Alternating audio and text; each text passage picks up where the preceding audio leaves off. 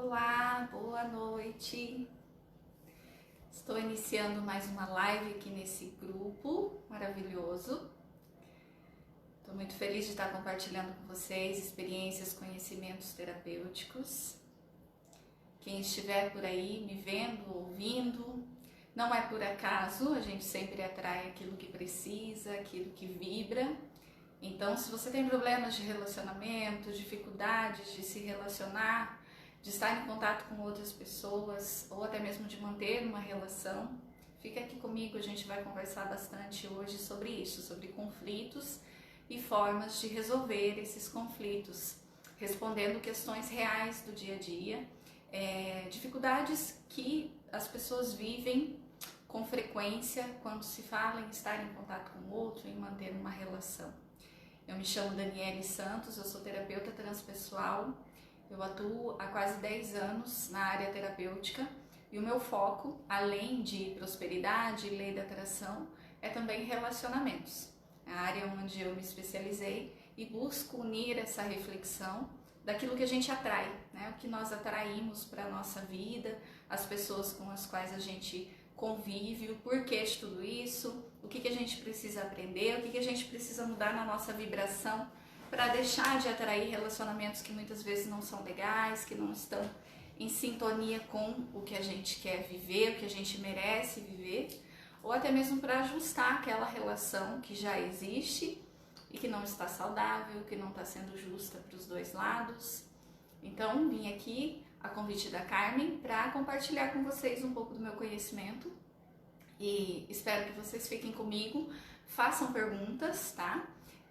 Eu trouxe aqui algumas reflexões que eu recebi na semana passada e dessas reflexões nós vamos desenrolar o nosso assunto hoje, os questionamentos de outras pessoas. E aí, a partir disso, se surgirem mais questionamentos, coisas que vocês queiram saber sobre essa questão de relações, de estar com o outro, daquilo que eu vibro, podem enviar perguntas que elas vão ser contabilizadas aqui, o pessoal da minha equipe vai me enviar, no final da live eu vou respondendo essas perguntas e também vai gerar assunto e tema para as próximas lives, para os próximos encontros nossos. Então eu vou pedir também para vocês, se gostarem de tudo que eu estou compartilhando, se sintonizarem com a minha energia, quiserem me seguir lá no meu Instagram, Daniele Santos Terapeuta, no Facebook e também no YouTube, onde eu compartilho semanalmente vídeos e conteúdos muito legais com a intenção de ajudar as pessoas a se libertar dos seus problemas, porque afinal a gente precisa desenvolver uma forma de ser autoterapeuta e não somente depender da terapia, depender do outro para qualquer tipo de transformação. Então a ideia é isso, é a autoterapia, é esse processo de auto se conhecer para ter o autodomínio e consequentemente a autotransformação. E o que eu trouxe aqui para compartilhar com vocês hoje, que é o tema da live, de uma das seguidoras que perguntou de onde surgem tantos conflitos. Na verdade, a questão dela envolveu 3 perguntas que eu separei por partes para a gente conversar. De onde surgem tantos conflitos, como vencer esses conflitos e quando nada dá certo. Então são 3 etapas que muitas vezes a gente vive, né? O porquê de tudo isso, por que não dá certo?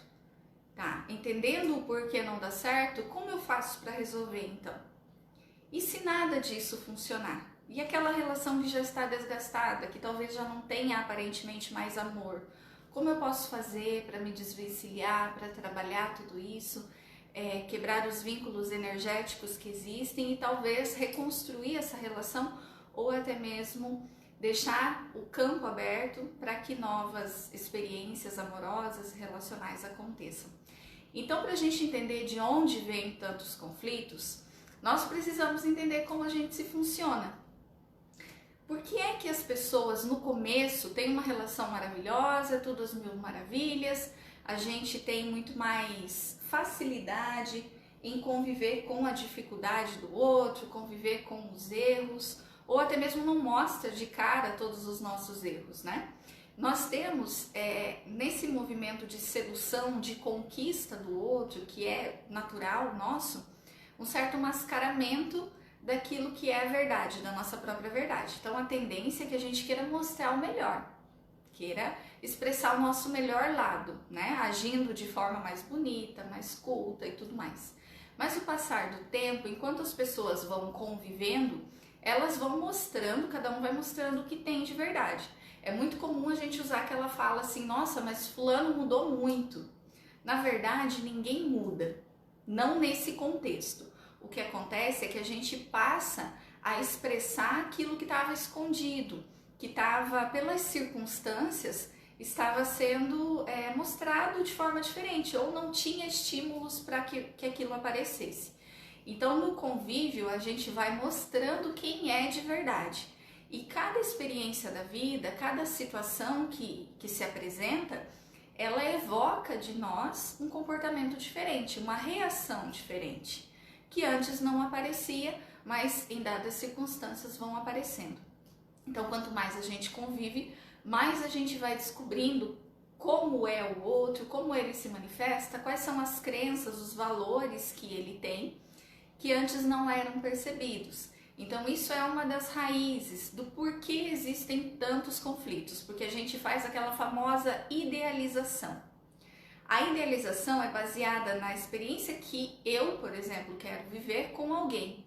E essa idealização nem sempre é consciente, mas eu projeto na minha mente o comportamento do outro, as atitudes dele, baseado nos meus anseios. E aí o outro, consequentemente, faz a mesma coisa. E então, a gente começa a se relacionar com duas pessoas ao mesmo tempo. A pessoa que é idealizada e a pessoa que é real. E aí, isso muitas vezes se mescla, né? Isso se confunde com bastante facilidade. Existe até o caso, a situação de que quando a gente idealiza um relacionamento ou uma pessoa e por algum motivo não dá certo, existe o afastamento e aquela coisa fica mal resolvida, passa-se o tempo, meses e anos, e a pessoa fica vidrada naquela idealização, sonhando com aquele príncipe encantado ou com aquela pessoa com a qual não pôde viver completamente o relacionamento. E muitas vezes quando essas pessoas se reencontram e elas começam a conviver, elas percebem, puxa, mas essa pessoa aqui não é aquela pessoa que eu idealizava. Aí vem a sensação de frustração ou o próprio desencanto, porque não está tendo contato com quem idealizava. Aquela pessoa idealizada não existe, faz parte da projeção dos sentimentos e das emoções daquela outra pessoa que sonhava com aquela relação naquele formato. E é por isso que muitas vezes quando retornam, por conta dessas idealizações, a relação não dá certo. Então, essa projeção é uma das causas de tantos conflitos. É esperar que o outro haja da forma como eu espero, da forma como eu acredito que deva ser. E aí, quando a outra pessoa tem atitudes contrárias, vem a decepção. E a decepção nada mais é do que resultado de colocar expectativas em algo ou em alguém ao qual a gente não tinha certeza se poderia corresponder a essas expectativas. Daí vem aquele sentimento, né, de que não conhece o outro, de que ele está mudando muito e assim por diante. Essa decepção vai formando uma outra idealização, vai formando uma outra ideia de quem é o parceiro ou a parceira. E muitas vezes nesse processo foca-se só no negativo e esquece do que a pessoa tem de bom, esquece dos valores que ela tem. E aí começa-se essa formação de idealização negativa. Então isso é muito comum, essa dualidade dentro das relações, porque a gente tem dificuldade de expressar o eu real e também tem dificuldade de conhecer o eu real do outro, conhecendo os seus valores, as suas capacidades e também reconhecendo e trabalhando a aceitação daquilo que ainda é inferior ou das dificuldades que a outra pessoa tem enquanto relacionamento. Então essa é uma das causas, gente, o que traz, né, a expressão dos conflitos para a relação. Nós somos formados, cada um em particular é formado intimamente por tudo que viu, por tudo que ouviu, por tudo que sentiu durante a sua vida inteira. Então essa formação vai acontecendo e criando um mapa de mundo interno. Esse mapa de mundo é o que nos guia. Então são os nossos valores, são as nossas crenças, as nossas experiências pessoais que fazem com que aquilo se torne uma verdade e uma projeção de que a vida é nesse formato, que as pessoas devem agir desse jeito e nesse contexto. E aí vem o grande choque, porque mesmo uma pessoa que tem um irmão gêmeo, são criadas na mesma estrutura familiar, com o mesmo tipo de afeto, com as mesmas experiências, carregam ainda assim um mapa de mundo diferente, quem dirá pessoas que são totalmente distintas, que nasceram e viveram em culturas diferentes, com hábitos familiares diferentes, recebendo crenças totalmente diferentes e valores totalmente diferentes na vida. Aí essas pessoas se encontram pela afinidade, né? Porque não existe reação negativa, é por afinidade que nós nos atraímos. E aí começam os choques de realidade baseado no mapa de mundo de cada um. E aí vem mais um fator gerador de conflitos. O que é verdade para um, não necessariamente é verdade para o outro. O que é importante para um, não necessariamente vai ser importante para o outro. E aí toda a situação vai se intensificando, as dificuldades vão aparecendo, muitas coisas são relevadas, mas muitas delas são potencializadas por essa experiência. E muitas vezes o amor acaba se desgastando, a relação ela não tem continuidade, e não porque não existe afeto, mas sim pelo próprio manuseio desse mapa de mundo e dessas experiências que são diferentes, é que gera então os chamados conflitos de relacionamentos, onde é difícil de se ajustar as pontas, né? Onde não existe equilíbrio do entendimento, o equilíbrio da individualidade de cada um e ao mesmo tempo da relação a dois, por conta dessas experiências que são totalmente distintas e que entram em choque na hora de se relacionar, na hora de dividir uma vida principalmente, na hora de resolver problemas, na hora de fazer projetos para a vida. Os valores, quando são muito distintos, eles acabam entrando em choque dentro dessa realidade. E esse mapa de mundo, ele gera dentro da gente pontos de vista diferentes. Então isso é uma coisa muito interessante de se entender, principalmente dentro de uma relação conjugal, uma relação afetiva. Cada mapa de mundo, cada experiência gera uma perspectiva da situação. Então é como se a gente esperasse que o outro visse as coisas da mesma forma que eu vejo, que o outro sentisse as coisas da mesma forma que eu sinto, e nem sempre isso acontece. Na internet a gente vê muitas imagens que simbolizam, que mostram, por exemplo, essa relação de perspectiva, né? O número 6 e o número 9, cada um vê de uma forma.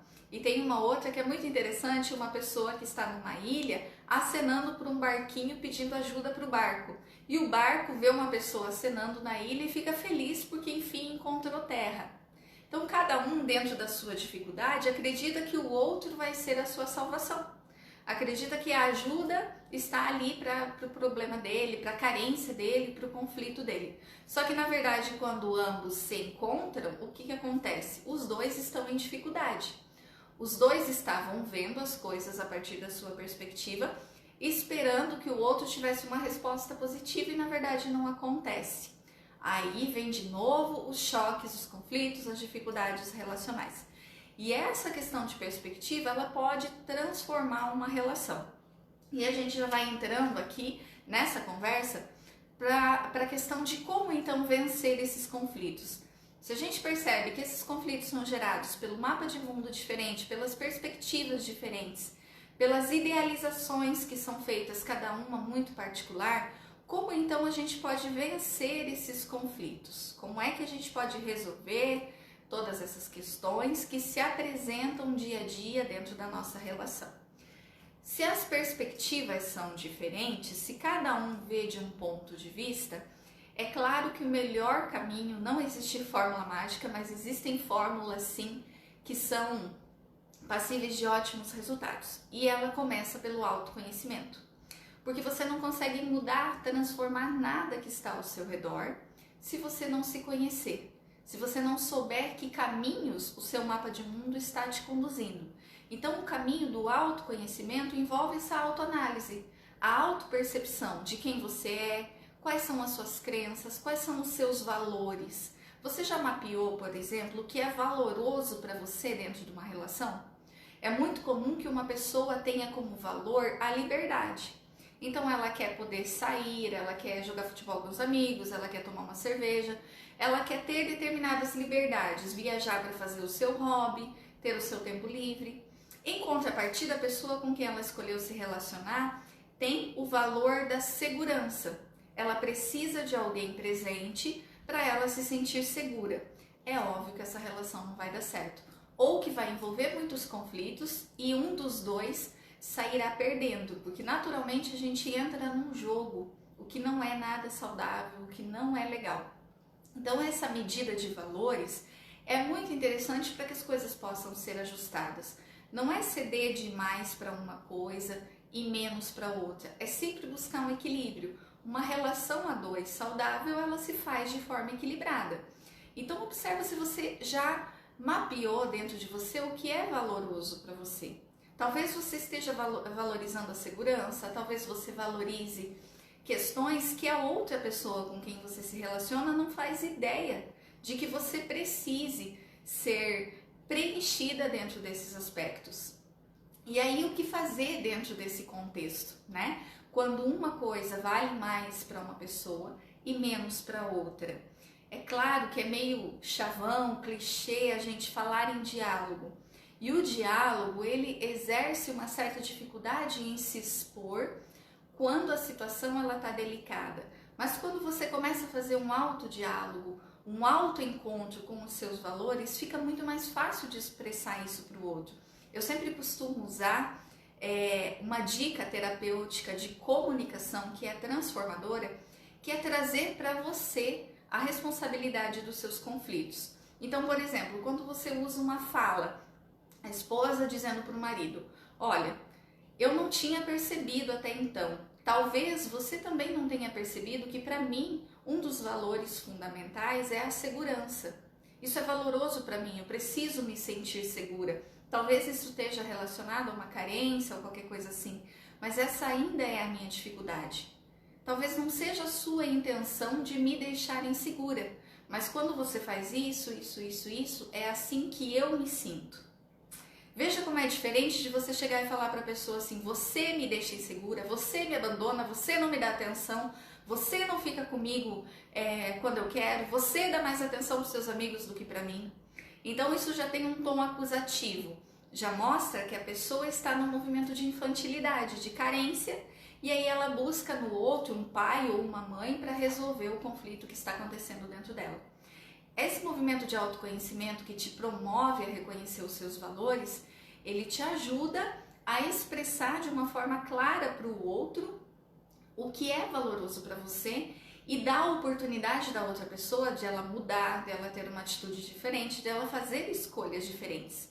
E aí, em contrapartida, é possível que essa pessoa reconheça, olha, eu não tinha percebido que isso era valoroso para você, porém a liberdade também é um valor para mim. Eu gosto de sair, eu gosto de estar com os meus amigos, eu gosto disso, daquilo, mas como é que a gente pode chegar a um caminho do meio? Como a gente pode chegar a um equilíbrio? Até onde um pode ceder e até onde o outro pode ceder. É uma questão de organização, de acordo, né? O relacionamento, ele é um negócio, não da forma pejorativa, mas ele é um negócio no sentido da gente se acordar, a gente entrar em comunhão de pensamentos, de ideias e de intenções.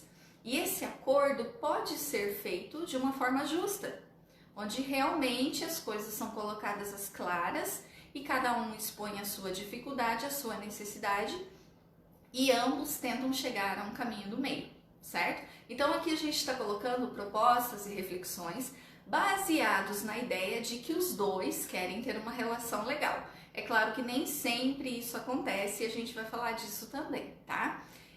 Pensando na possibilidade de que existe amor, de que ambos querem ter uma vida mais leve, um relacionamento mais descolado, mais saudável, sem tanto mimimi, sem tanto desgaste. Isso começa pelo autoconhecimento. Começa com perguntas como essa: quais são os seus valores diante de uma relação? Do que é que você não abre mão? E o que te faz querer estar com essa pessoa? Isso também é uma pergunta que parece muito simples, mas que é extremamente reveladora. O que te faz querer conviver com essa pessoa? Anota isso, pensa sobre isso. Talvez não seja uma resposta tão simples de se alcançar. Eu quero estar com ele por quê? Ou com ela? Porque me preenche dessa forma, porque eu me sinto bem, porque isso, porque aquilo. Nessa resposta, você vai perceber as suas possíveis necessidades, as suas possíveis tendências que estão vinculadas a buscar no outro aquilo que você não está se dando. Talvez você ainda esteja querendo ficar com essa pessoa simplesmente porque não quer ficar sozinho, ou porque acredita que não vai encontrar alguém melhor, ou porque está sendo mantida por crenças limitantes que vêm da sociedade, crenças culturais, crenças familiares, de que você não pode terminar uma relação dessa forma, ou que isso é o máximo que você vai conseguir, que relacionamento é assim mesmo, né? Que nenhuma relação é perfeita, que não existe príncipe encantado, que não existe princesa. Realmente não existe, mas é possível de se ter uma relação legal, sim, onde os dois estão bem, estão felizes, estão leves dentro do relacionamento.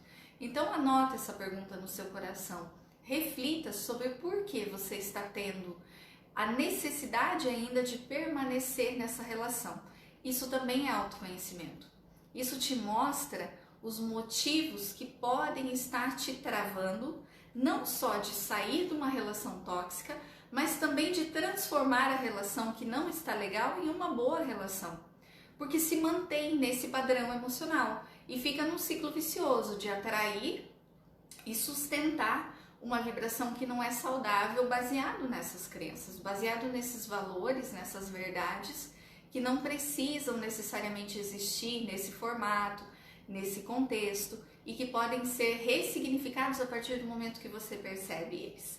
Certo? Tá fazendo sentido, gente? Se já tiver perguntas aí sobre o tema, vocês podem ir colocando abaixo, que já já eu recebo elas aqui e vou responder para vocês, buscando aprofundar um pouco mais do que for da particularidade de cada um que está acompanhando e que precise de um esclarecimento maior, certo? Num relacionamento, quando a gente entra nessa necessidade de manter essa relação, é muito comum que a gente entre na ideia do jogo, certo? É o ganhar, o perder, é o manter, eu não quero perder essa pessoa, eu não quero ficar por baixo da situação. E aí a gente começa num jogo, numa competição de quem está certo, de quem está sempre liderando. E numa competição sempre vai haver um ganhador e um perdedor, né? Isso não é saudável para ninguém. Num relacionamento, quando se estabelece um jogo, todos estão perdendo. Porque para que esse jogo seja sustentado, alguém precisa assumir uma personalidade que não é legal, precisa estar sustentando uma relação de controle, de domínio. Em contrapartida, a outra pessoa se coloca subserviente, ela não consegue expressar ou ser quem ela é dentro da relação. E esse jogo é extremamente cansativo, porque acaba por sufocar, às vezes até matar a individualidade da pessoa que está ali tendo esse relacionamento. Isso se torna desgastante. Aí os porquês eu estou com essa pessoa, eles permanecem por muito mais tempo. Então, uma das estratégias para sair desse jogo é justamente decidir parar de jogar. E decidir parar de jogar envolve decidir não querer estar sempre certo, não querer estar sempre com a razão. É começar a trabalhar realmente essa questão de perspectiva, de ponto de vista que eu falei anteriormente. É você começar a se colocar no lugar do outro, compreendendo quais são as verdades dele, o que ele está vendo e como você pode fazer para aceitar ou não, ou para lidar, ou ressignificar dentro de você a proposta de perspectiva da outra pessoa. Então, deixar de jogar é baixar as armas, né? É recuar e é buscar estar em paz realmente, sem a intenção deliberada de estar certo, porque o que é certo para um nem sempre é o que é certo para o outro. E aí, nesse movimento, que é um exercício de humildade, de aceitação, de olhar o outro a partir da sua perspectiva, as coisas podem começar a ter um novo rumo, Digamos assim, é como se você estivesse agora assistindo aí na tela do seu celular, né, ou na sua televisão, no computador, assistindo essa live que eu estou fazendo agora. A perspectiva que você tem é uma. A pessoa que está sentada talvez na sua frente, atrás do computador, atrás da tela que você está assistindo essa transmissão, ela está tentando ver o que você vê. E ela argumenta muitas vezes que não enxerga, que não consegue ver essa perspectiva. E você, de certa forma, obriga ela, mas poxa, tá aqui, como que você não tá vendo? Sem perceber que talvez a perspectiva da pessoa, baseada no mapa de mundo dela, não permita que ela enxergue o que você está enxergando. Então, qual é o movimento de deixar de jogar, de abaixar as armas, né? Abaixar a raquetinha do jogo de ping-pong, para que a relação se torne um pouco mais saudável? Chamar a pessoa para que ela veja as coisas da sua perspectiva, convidar ela a sentar do seu lado. É muito provável que nesse movimento ela se permita chegar, vir ao seu lado, olhar as coisas da sua perspectiva e dizer: agora eu entendo, porém a minha perspectiva é outra, a minha verdade era outra. E aí existem muitas resoluções de conflitos que aparentemente não tinham solução. Outra possibilidade é quando você se coloca na perspectiva do outro, quando você vai no lugar dele e tenta entender qual é a dificuldade, por que ele não está vendo aquilo, por que aquilo não é importante ou valoroso para ele.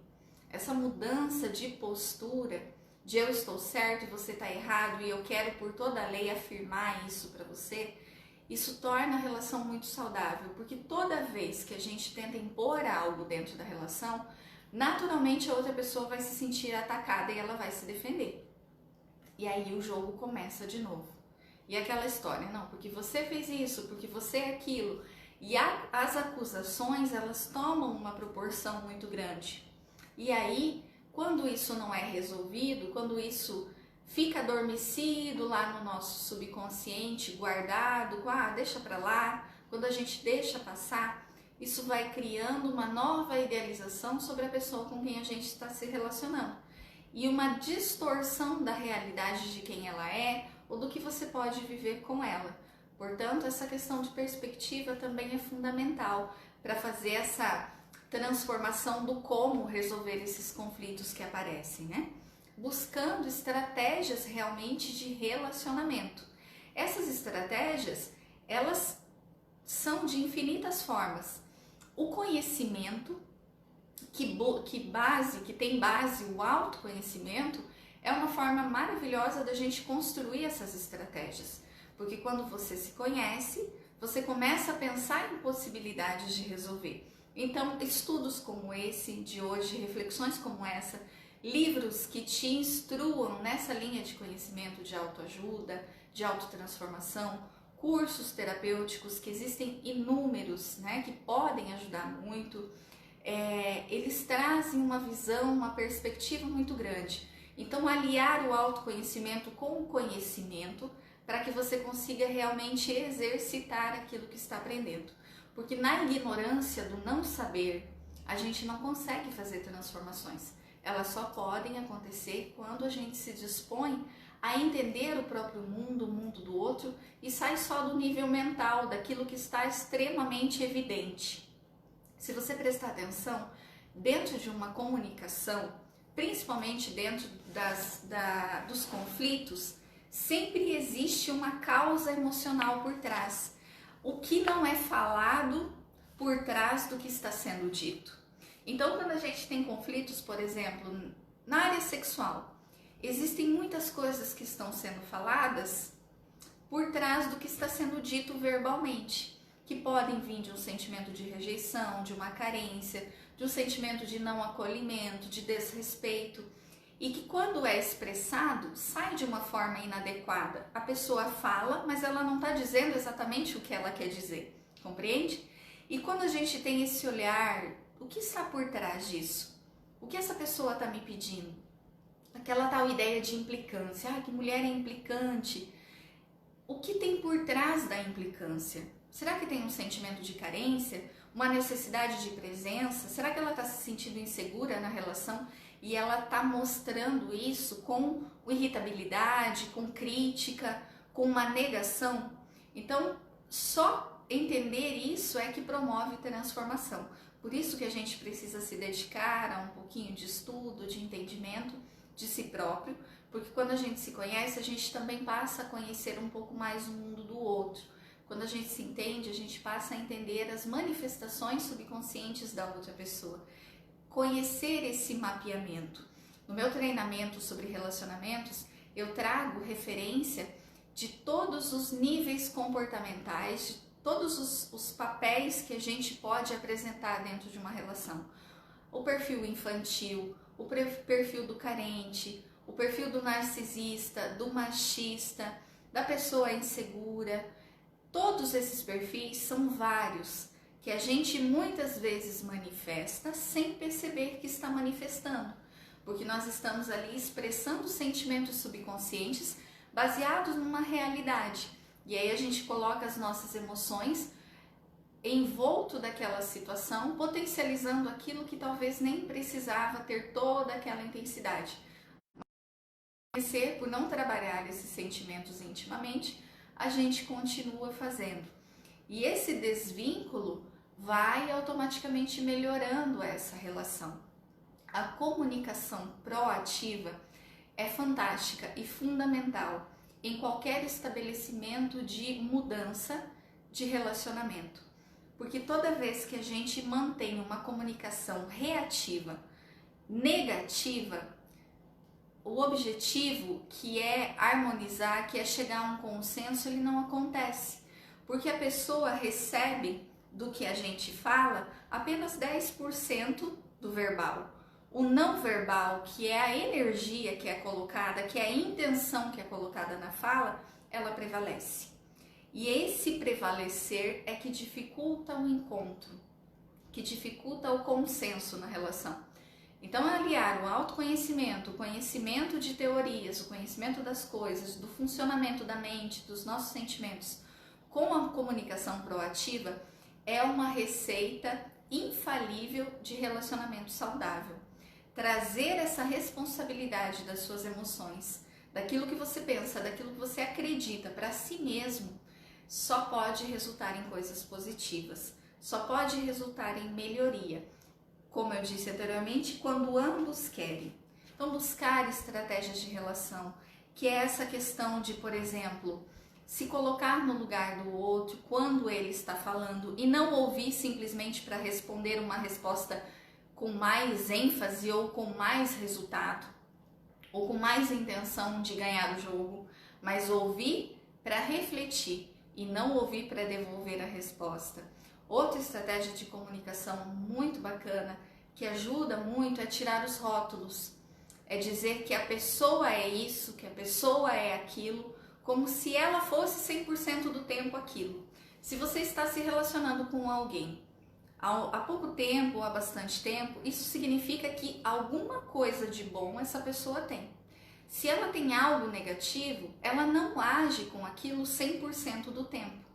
Então, quando você diz assim, eu amo você, mas essa atitude não foi legal, você está separando a pessoa do erro que ela cometeu ou da escolha que ela fez. Eu gosto muito de estar com você, você é o amor da minha vida, mas esse tipo de escolha não me agrada, eu não sei lidar com isso, é a minha dificuldade. Eu não sei como manusear isso dentro de mim, eu preciso da sua ajuda. Isso facilita muito, porque a outra pessoa ela não se sente acusada, então ela não tem a necessidade de devolver, ela não tem a necessidade de te atacar. Talvez ela argumente, talvez ela não concorde, talvez ela critique, isso é uma perspectiva dela. Mas o que você tem para oferecer dentro da relação é isso, a comunicação proativa, que não é de ataque e também não é de defensiva, ela resolve muitos problemas. Quando você expõe a dificuldade sem rotular a pessoa como responsável por aquilo. Quando você fala dos seus sentimentos sem necessariamente culpar ela por ter ocasionado dentro de você aquele sentimento.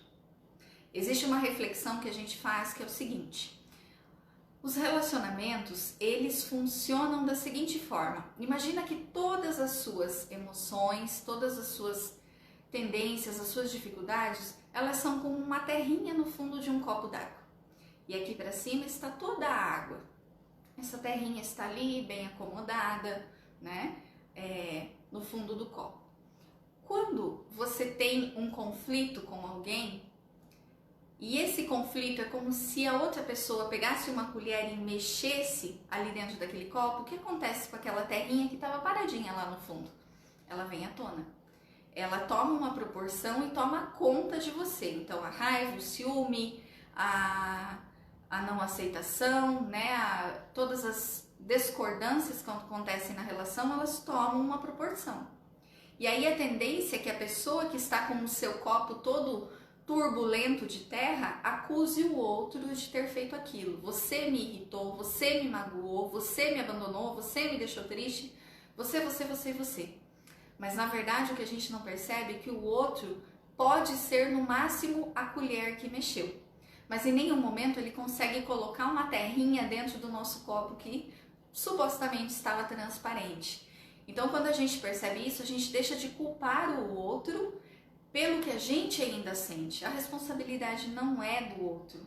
Então a outra pessoa pode ter criado estímulos que permitiram que você evocasse sentimentos que são seus, mas ela não ocasionou aquilo dentro de você.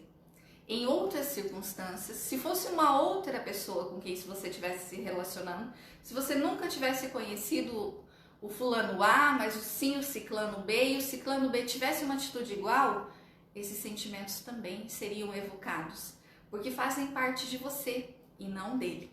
Então entender isso também é um mecanismo de autoconhecimento e de autorresponsabilidade, que faz parte da comunicação proativa, que é essa ideia de trazer para você a responsabilidade sobre as suas emoções, não deixar de expressar para o outro, porque aí, quando você guarda, você está num movimento de passividade, isso não é saudável. A proatividade é quando você se respeita, se cuida e se valoriza, expressando para outra pessoa aquilo que você sente, o que é importante, o que é valoroso para você, dando a ela a oportunidade de te ajudar, de acolher isso, de mudar, de escolher como ela quer se relacionar com você também. Aí vem uma questão muito importante: e se o outro não quer? E se a outra pessoa não faz a parte dela? Porque é claro que você que está aí me ouvindo, que está refletindo, está possivelmente disposto a fazer a sua parte, a mudar. Mas nem sempre a outra pessoa está disposta. Dentro de uma relação é importante que, para que flua, os dois tenham esse movimento proativo de vir de encontro um ao outro, cedendo, cada um dentro das suas perspectivas, abrindo mão da ideia de estar certo, mudando um pouco as suas crenças limitantes, aquilo que é valoroso para si. E quando isso não acontece, é bastante trabalhoso. Então, se você chegou até aqui, se isso está fazendo sentido para você, continua aqui refletindo comigo, para que a gente consiga entrar num entendimento do que fazer dentro desse contexto. E é uma questão que eu sempre trato no meu treinamento para relacionamentos, que é, por exemplo, a separação. A gente segue naquela ideia de que quando um não quer, dois não brigam, certo? Mas quando um não quer, dois também não conseguem estabelecer uma relação legal, uma relação que seja saudável para ambos os lados, porque ninguém consegue sustentar uma relação sozinha. Isso acaba se tornando um movimento de subserviência, de autoabandono dentro do relacionamento. Então, quando um não quer, dois também não conseguem se acertar. E quando dois não conseguem se acertar, é o momento de fazer a reflexão, de perceber o que está a seu alcance e o que você está fazendo dentro do que está a seu alcance e do que não está. E do quanto você está disposta a permanecer numa relação, pagando um alto preço por isso. Então, a medida que a gente busca dentro de um relacionamento é saber que valor você está disposto a pagar para permanecer numa relação assim. E isso é muito particular. Quando a gente fala, por exemplo, em separação, é necessário essa reflexão, porque para algumas pessoas, dentro da necessidade de cada uma, está disposta a pagar um valor X, né? De permanecer numa relação tóxica, simplesmente por ter alguém na sua vida, de ceder demais porque tem medo de ficar sozinha. Então esse é o preço que a pessoa está disposta a pagar. E como ninguém muda ninguém, como as mudanças só acontecem de dentro para fora, é importante que cada um analise que preço está disposto a pagar. Existem muitas situações onde a gente expõe, eu exponho como terapeuta para a pessoa o nível de desamor em que ela está vivendo dentro da relação, mas ainda assim ela escolhe permanecer. Ela tem medo de sair disso que já é confortável, disso que já está supostamente seguro para ela, e de se arriscar a estar de novo consigo mesma, a fazer essa autotransformação e possivelmente até buscar uma outra pessoa que a valorize mais, que a trate melhor. Então esse é o preço que ela está disposta a pagar. E não há nada que faça com que ela mude, a não ser a interpretação das experiências que ela vive e o quanto ela está disposta a mudar tudo isso. É por isso que muitas pessoas permanecem pagando um alto preço por muito tempo dentro de um relacionamento. Existe uma escritora muito bacana que chama Nina Simone e ela tem uma frase sensacional. Ela diz assim: o que te faz não levantar da mesa quando o amor já não está mais sendo servido? O que te faz permanecer sentado à mesa quando o amor não está mais sendo servido? Isso volta para aquela questão anterior que eu perguntei. O que te faz permanecer nessa relação? Por que é que você convive com essa pessoa? Muitas vezes é por necessidade pessoal, muitas vezes é por conveniência, muitas vezes é pelos filhos, muitas vezes é por pena ou por crenças sociais, por não questionar a família. Cada um tem a sua realidade, cada um tem a sua verdade, que precisa ser respeitada e medida. Mas se você está nesse nível de perceber que tem alguma coisa te impedindo de levantar da mesa, mesmo que o amor já não esteja mais sendo servido, e que você quer entender qual é esse impedimento e você quer se libertar disso, então também o caminho é o autoconhecimento. Porque muitas vezes numa relação a gente se torna mártir, a gente quer ser salvador do nosso parceiro.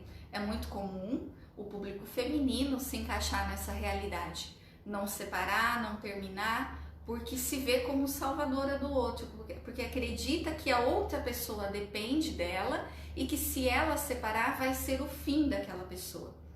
Isso são crenças que ela traz, baseada numa necessidade de se sentir útil, de se sentir valorosa. E aí ela acaba por ter uma forma viciante, porque quando ela não tem alguém para salvar, ela não se sente bem. Existe um vazio dentro dela.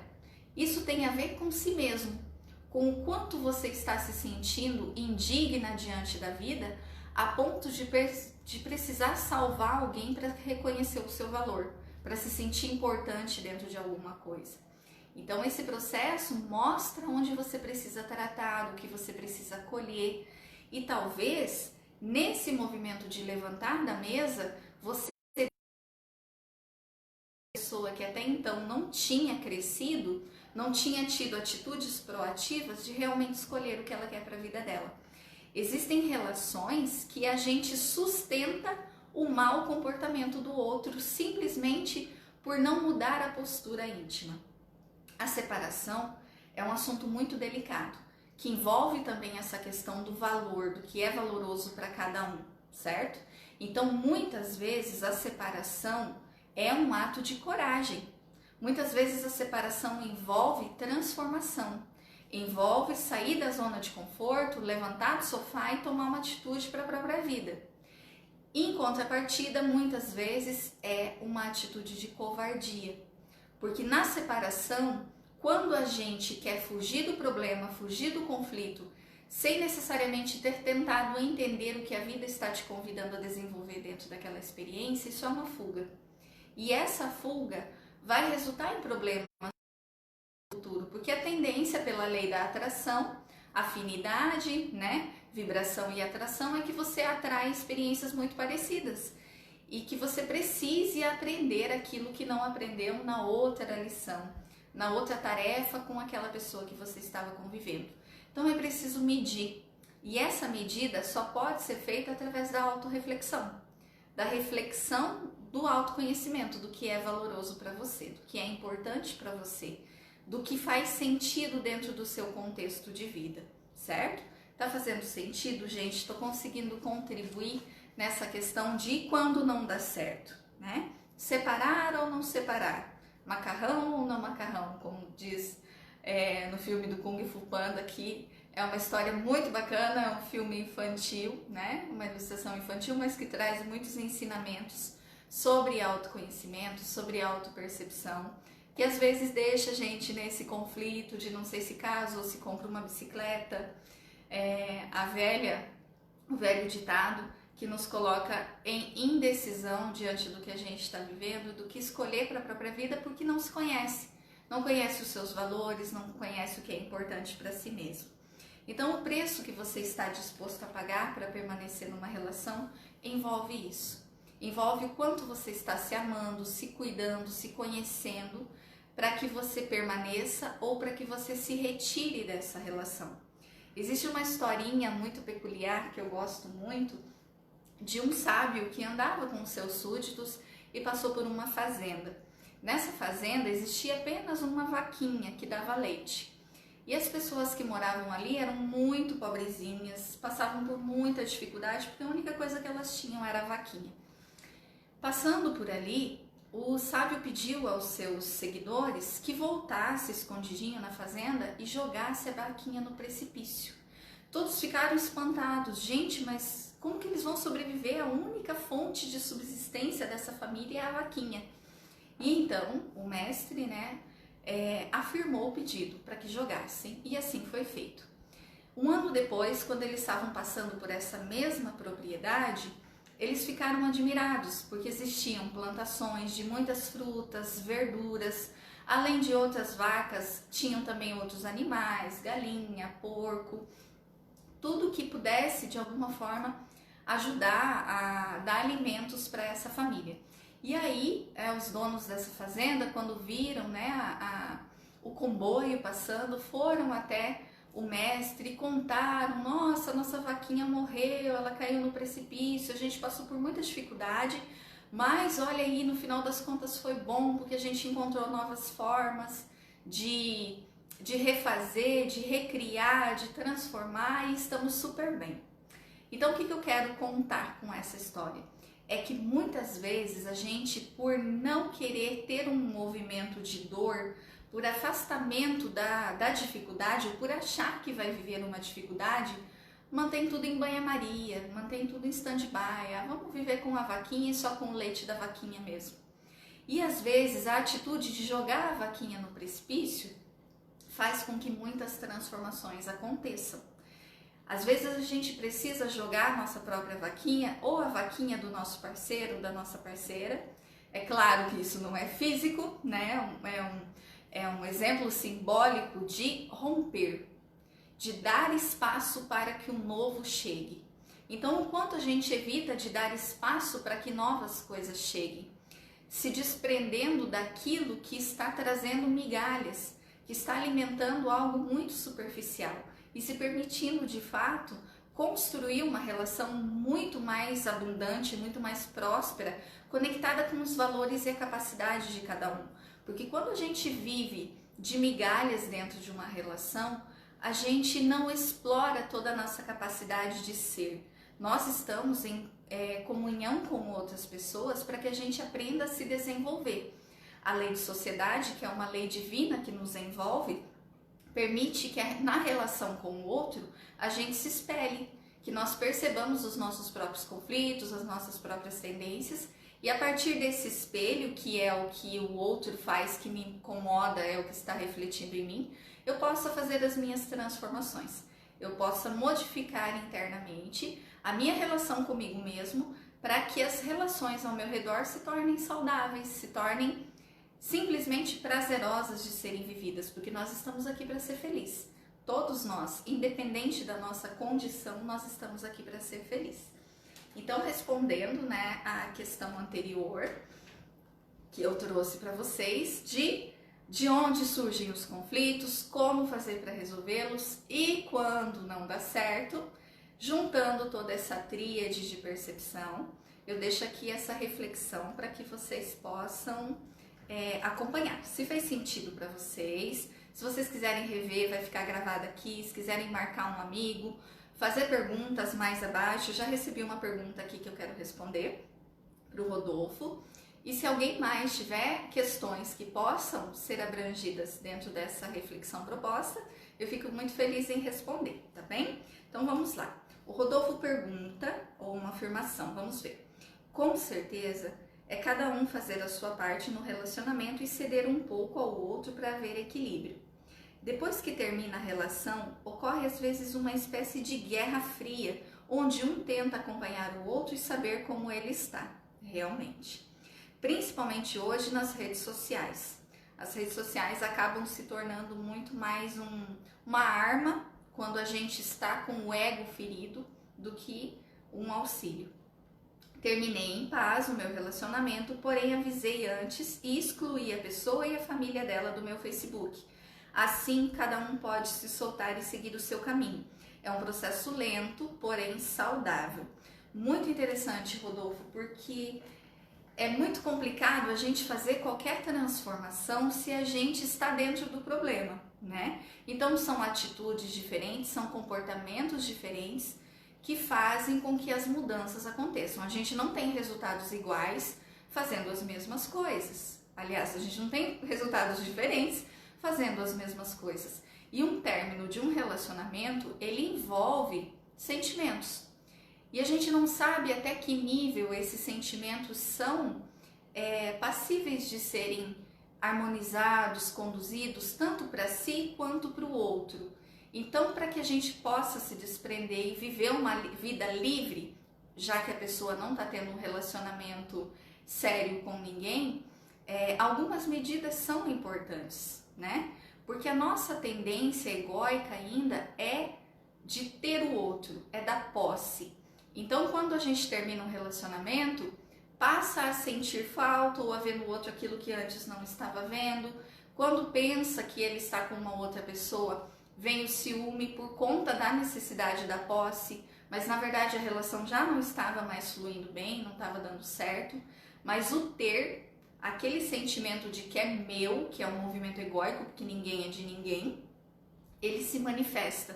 E isso gera muitos conflitos para ambos os lados. Por isso que é importante, sim, dentro de uma relação, se possível, se terminar de uma forma justa e amigável, cada um cuidando e olhando para si mesmo, para que respeite o espaço do outro, para que aquela liberdade sua de expressão, de postar uma foto nas redes sociais com seus amigos, compartilhar que você está em uma festa ou qualquer coisa assim, não soe como uma afronta ou não ative na outra pessoa sentimentos inferiores, sentimentos negativos, porque o que ela vai interpretar é claro que é dela, mas é uma questão de respeito pelo que vocês viveram, de respeito pelo que a relação representou e pelo ser humano que a outra pessoa é, quando você mantém esse equilíbrio dentro da relação, mesmo que ela já tenha terminado, né? Isso é muito legal.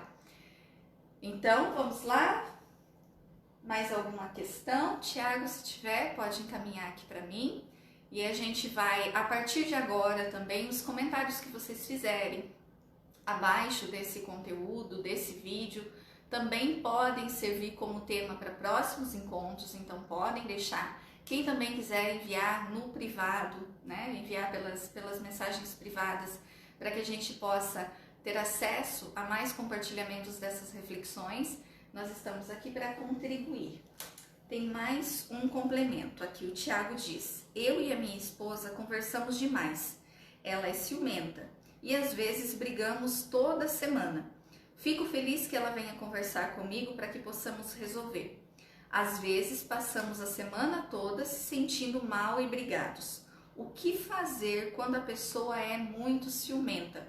Isso é um tema muito legal também, Tiago, uma reflexão bem bacana, porque O fato de vocês estarem conversando e ajustarem as pontas ali dentro da relação facilita muito.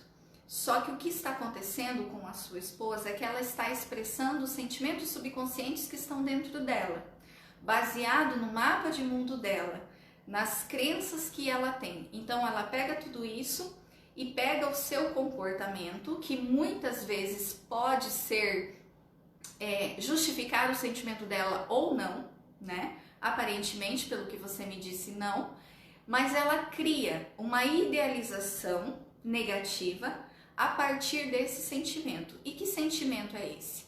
Possivelmente são experiências onde ela passou se sentindo rejeitada, se sentindo excluída, não que ela tenha sido, mas foi o que ela sentiu.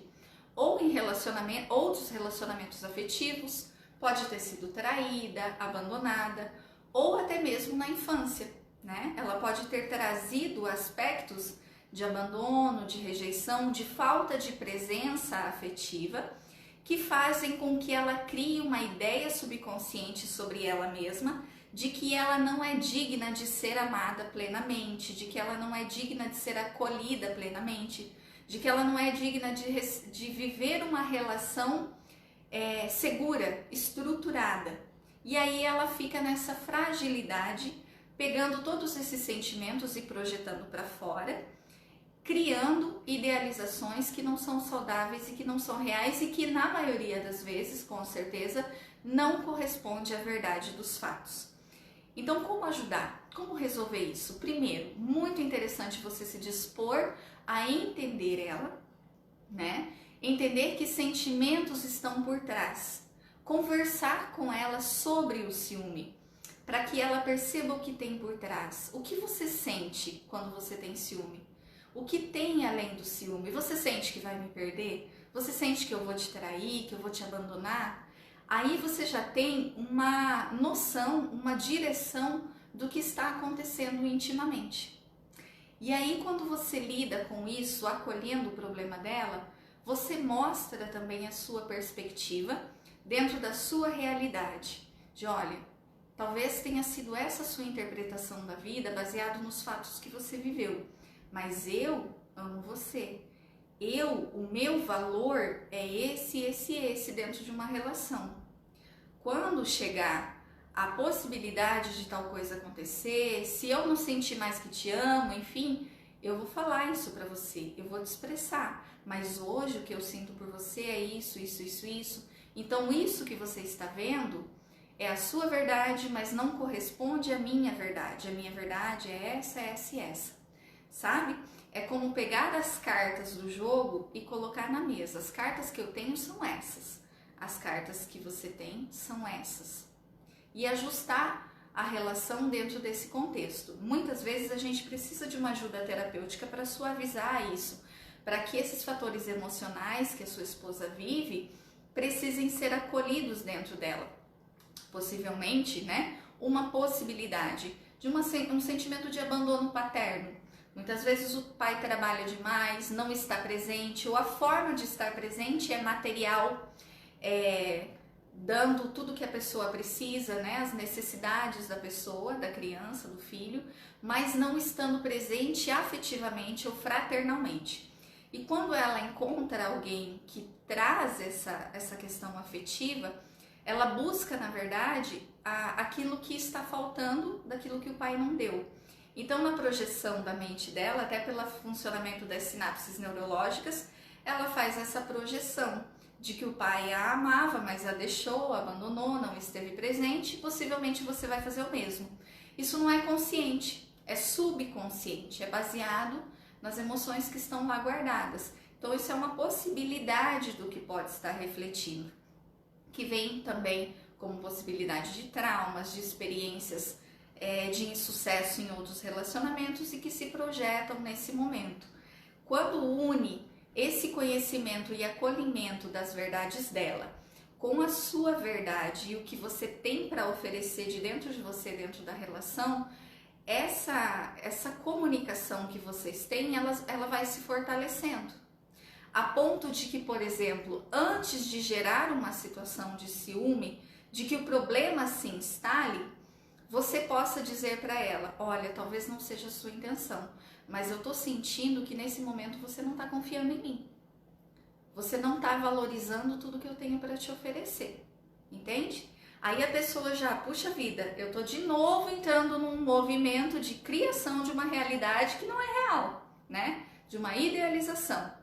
E também para a pessoa que sente o ciúme, ela pode ter esse impulso de chegar, esse impulso consciente de falar, Tiago, talvez não seja a sua intenção, mas eu tô sentindo que aquela atitude, que aquele contato seu com tal pessoa está me incomodando. Eu não tô me sentindo segura com você na presença daquela pessoa, ou tendo esse tipo de atitude, ou chegando nesse horário em casa. Isso está me deixando fragilizada. E aí, expressando o sentimento dela, vocês podem chegar num consenso, num auxílio um ao outro, sem entrar em guerra de defesa. Porque quando existe essa necessidade da defesa, do estar certo, que você está me fazendo sentir ciúme, você está me fazendo me sentir sufocado, aí o jogo sempre termina com perca para ambos os lados. Então, para que não aconteça mais, né, essa questão de ficarem alguns dias sem se falar, pense na possibilidade de olhar para o conflito e conversar sobre ele antes que ele se manifeste de forma negativa. É uma atitude que pode ser transformadora e que pode auxiliar no acolhimento da dificuldade de ambos os lados, né? Sempre pensando em ceder. O que eu posso renunciar para que você se sinta mais segura? E o que você pode renunciar para que eu não me sinta também tão pisando em ovos o tempo todo dentro da relação que nós temos? Fez sentido? Ajudou na reflexão? Espero que sim. Bom, acredito que por agora não temos mais pergunta, isso, mas continuamos por aqui, tá? Sempre de olho nas respostas de vocês, nos comentários aqui embaixo, para que a gente possa estar interagindo cada vez mais aqui pelo grupo. E eu espero vocês com bastante carinho nas minhas redes sociais, onde eu compartilho semanalmente no Facebook vídeos, reflexões rápidas, objetivas, sobre relacionamentos, sobre lei da atração, sobre vários assuntos, saúde, doença e tudo que pode contribuir para que a gente tenha uma vida mais leve, mais abundante e mais próspera. A minha gratidão a todos que me permitiram estar aqui compartilhando um pouquinho de tudo isso. E eu espero que a gente se veja em breve com novos assuntos, com novas perguntas que possam ajudar vocês nesse processo de autoconhecimento e autotransformação. Então, gratidão pelo encontro, gratidão pela experiência e até mais, a gente se vê por aí.